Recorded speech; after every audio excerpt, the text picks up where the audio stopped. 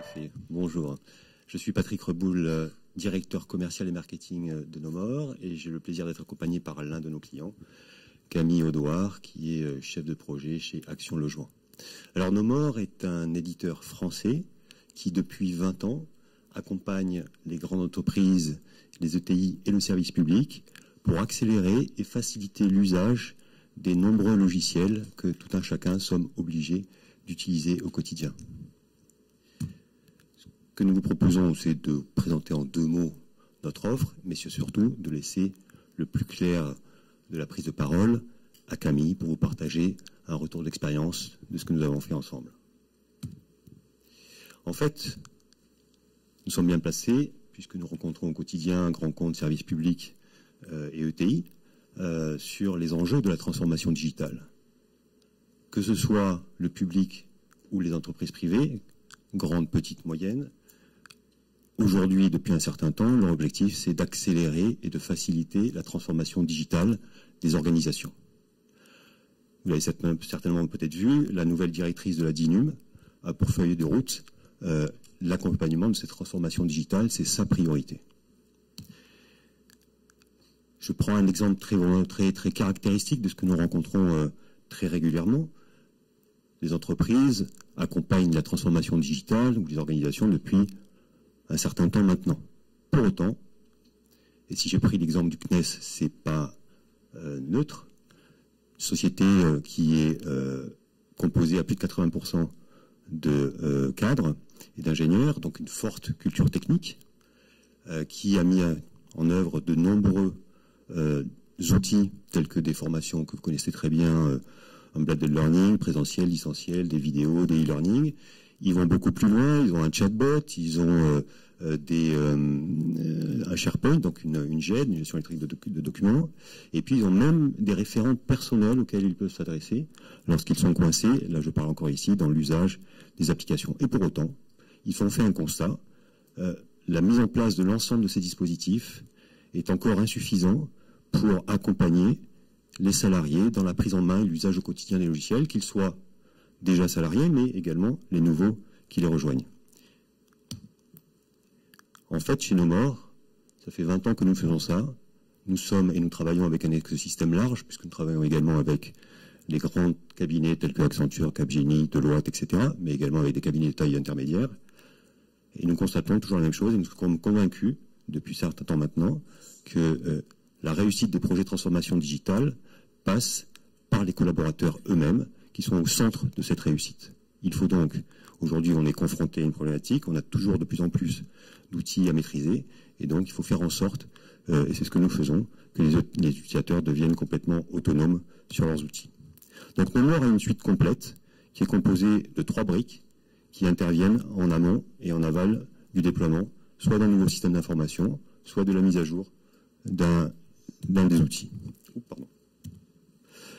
La première brique, c'est KStudio, c'est un outil auteur qui permet de simuler une application pour créer des exercices de formation complètement interactifs sans accéder à la vraie application. La deuxième brique dont nous allons parler ensemble avec Camille, c'est Kanao. C'est un moniteur assis à côté de l'utilisateur, un GPS applicatif, comme dans la voiture, tourne à droite, tourne à gauche, freine, lit le panneau, de manière à l'accompagner dans la prise en main au quotidien de ces outils. Et puis la troisième brique, qui a été développée en co-innovation avec Airbus, Cavalio, c'est un analytics plugué sur les applications qui permet de mesurer en temps réel les vrais usages des applications pour déterminer les bons plans d'action pour continuer à onboarder les collaborateurs et les engager sur les applications. Et je vais laisser la parole à Camille qui va nous en dire un peu plus et nous partager son retour d'expérience. Je vais baisser le micro comme à l'école des fans.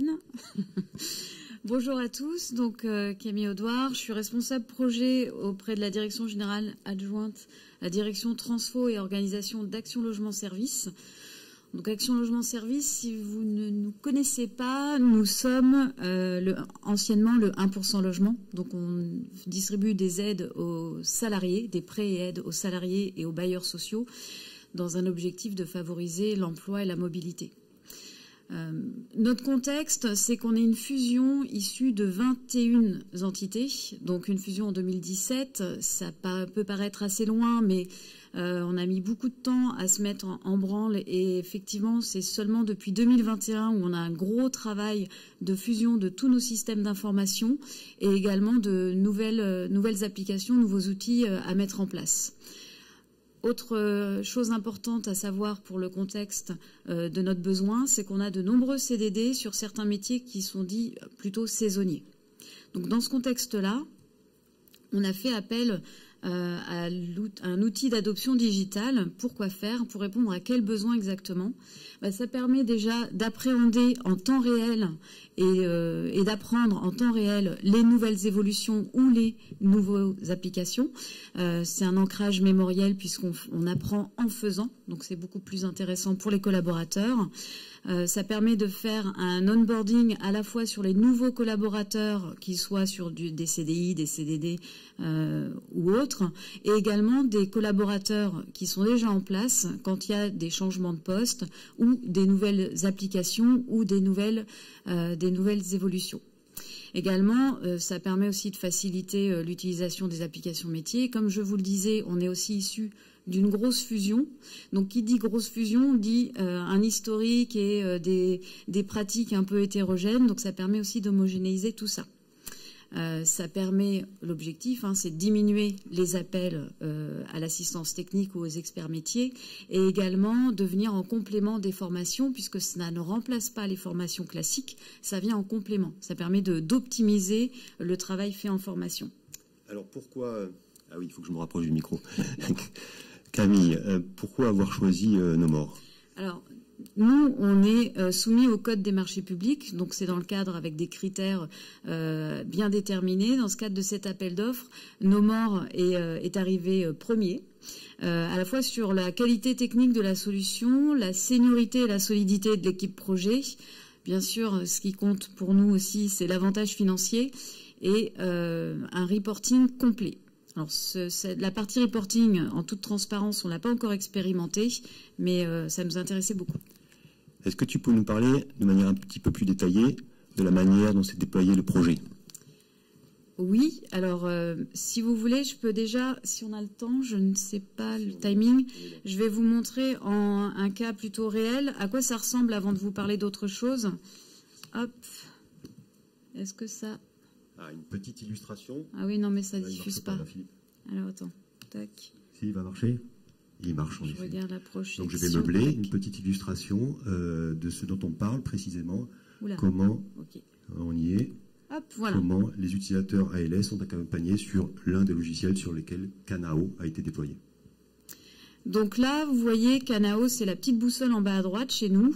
Donc, laissez-vous guider. Vous avez la main pour le menu, c'est aussi adaptable à notre charte graphique, au contenu qu'on souhaite mettre. Donc vous allez avoir, donc Kanao c'est une surcouche, ça vient pas s'insérer dans vos applications ou dans vos sites internet, c'est vraiment donc RGPD compatible, ça ne s'immisce pas du tout dans les données. Et donc là par exemple, nous on peut faire découvrir mon portail, avoir des guidages ou renvoyer sur des ouvertures de mails automatiques pour s'inscrire à des webinaires ou à l'assistance technique, contacter l'assistance technique, et aussi des liens vers d'autres applications, d'autres outils RH qui sont chez nous différents, comme vous connaissez peut-être EuroQuartz, etc. Donc, je vous montre par exemple comment transmettre mon arrêt de travail. Donc là, typiquement, il y a une surbrillance sur où le collaborateur doit cliquer. Donc je clique, je fais l'action. Kanao me présente la prochaine action, transmission.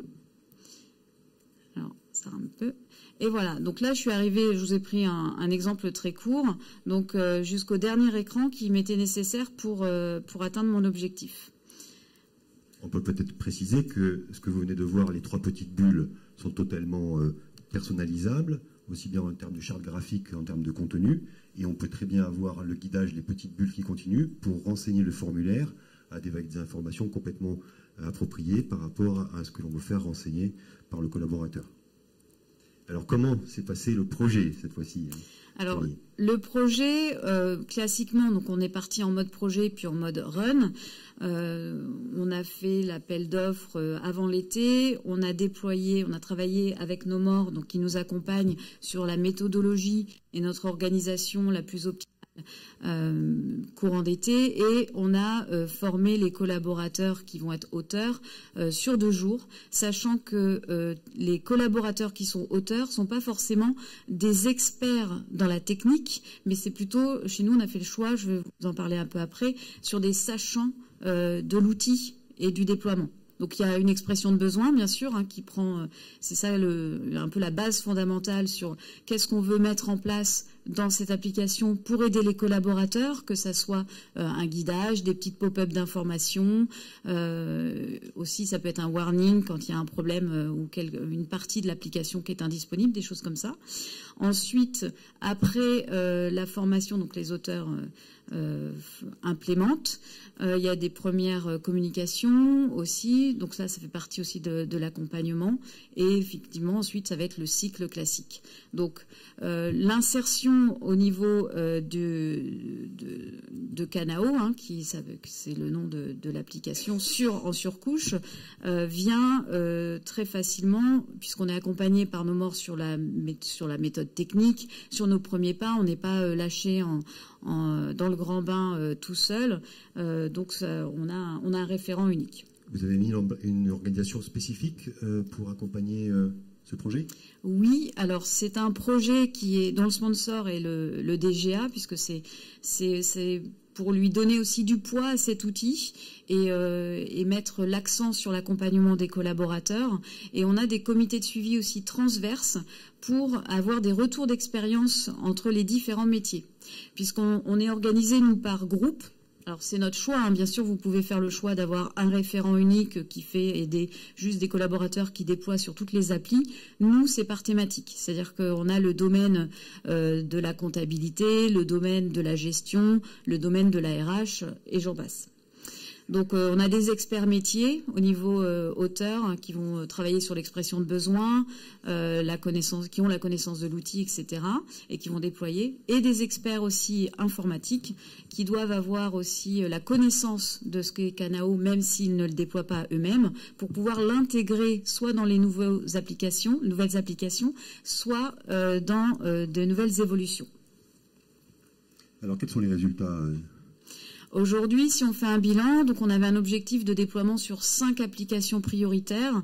Aujourd'hui, on en est à 8 sur la RH, sur la gestion et sur la finance comptabilité.